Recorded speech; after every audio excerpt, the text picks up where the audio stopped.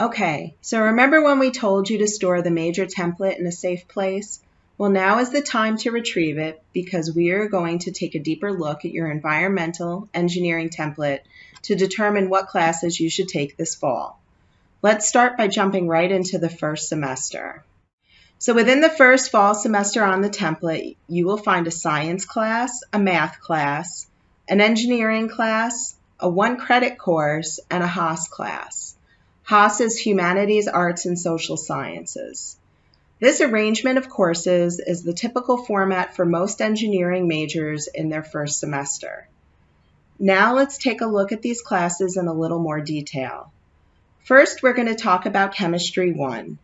This course acts as a prerequisite for multiple environmental engineering courses, so it is important to complete this course in the first semester. Second would be Engineering Graphics for Civil Engineering. If you look at the footnotes at the bottom of the template, there are alternate courses that will satisfy this requirement, but this is an AutoCAD course designed specifically for civil and environmental engineers, and since it's only offered in the fall semesters, I highly recommend enrolling in this course when you register this summer. Next is Intro to Engineering Analysis, or IEA, as it's referred to on campus. This is the first engineering-specific course you're going to take at RPI. One thing to note about IEA is even though it's placed in the first semester, it is acceptable to postpone this course until the spring.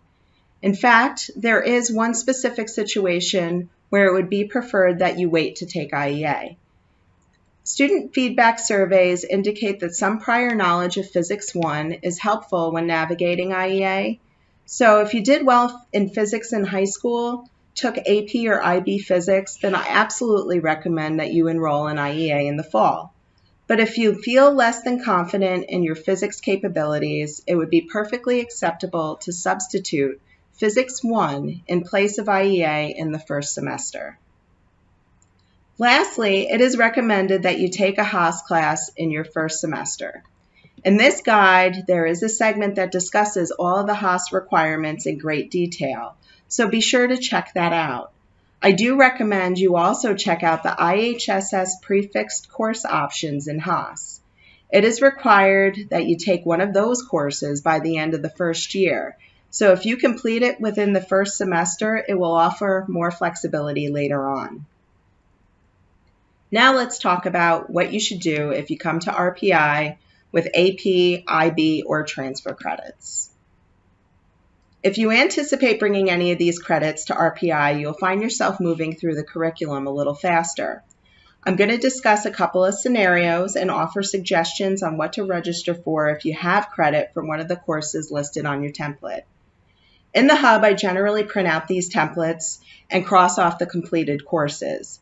You can do the same or use your computer editing software to highlight your completed classes. So, to begin, for example, if you have credit for Calculus 1, I would still suggest enrolling in a math class. So Calculus 2 would be the logical choice for the next class. If you've already completed Calc 2, then differential equations is the next course in the sequence. As I mentioned before, if you have already taken physics credit, I definitely suggest you enroll in IEA. If you have Chemistry 1 credit, you have the choice to enroll in Chemistry 2 or Biology to satisfy your first science elective. However, Chemistry 2 is not offered in the fall.